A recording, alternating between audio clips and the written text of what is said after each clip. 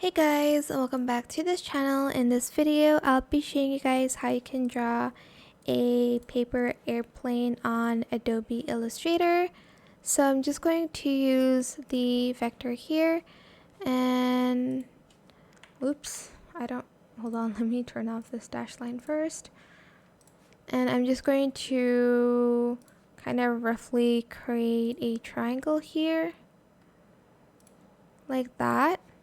And then I'm going to use the straight line to create two lines here in the middle,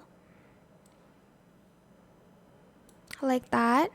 Then I'm going to create another line here, and then another line here. And then I'm going to create another line here.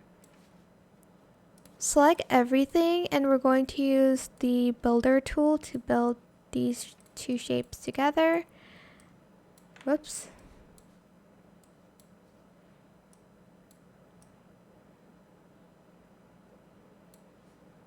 Just do that. I don't know why it's like that at the end. Can I? Well, it's fine. I'm just going to ignore that because I don't want to redo it. But if you want to remove that, you can absolutely do that.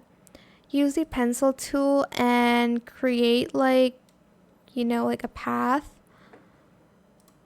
Select it and then use the dashed lines.